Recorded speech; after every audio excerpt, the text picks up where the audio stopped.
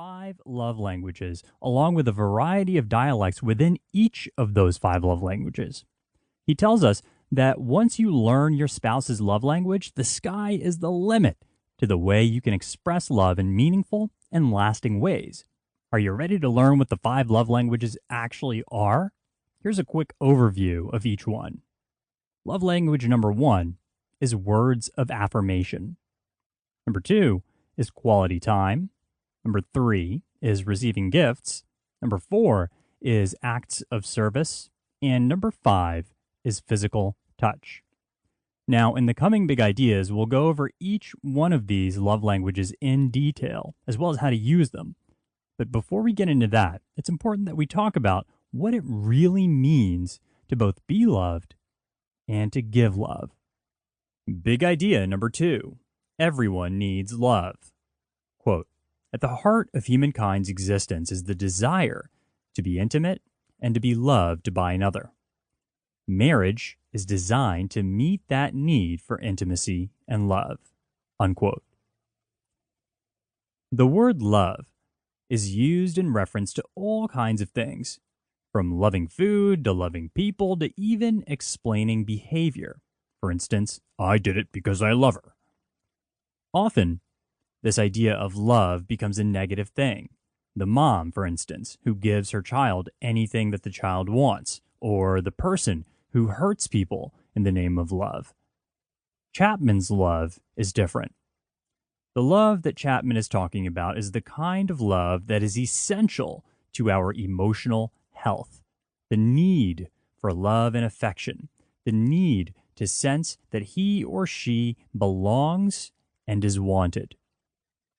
As adults, everyone needs this type of love. When you don't feel this love, you tend to react badly, even hurting the ones you used to feel that you loved.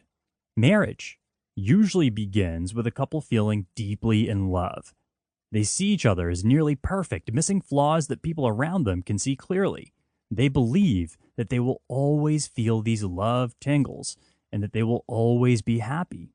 Our society has led us to believe that if we really are in love, that it will last forever no matter what.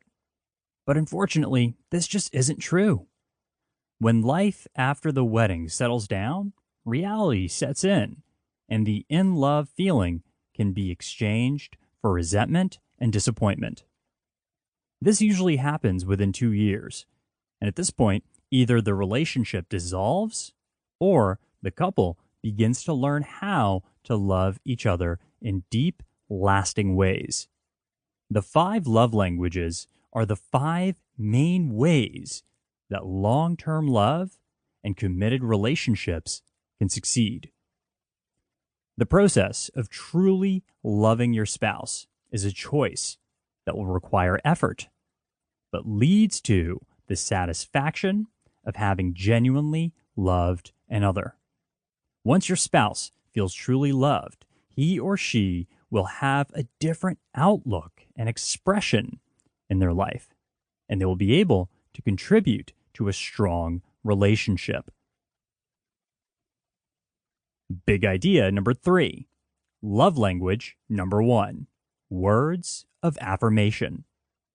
Quote, "Verbal compliments or words of appreciation are powerful communicators of love.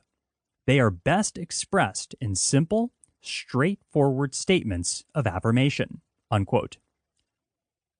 Words of affirmation are words that build someone up.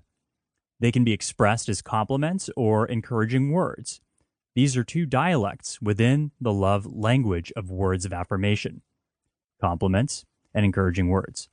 Now, the encouraging words are not about encouraging them to do what you want.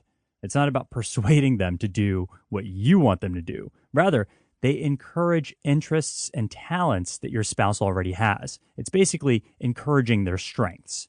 It requires knowing your spouse well enough to understand what's important to him or her. Kind words are important when expressing words of affirmation. The same sentence can be felt as cruel or loving depending on the way it's said. It's important to communicate with kindness. Kind words also mean not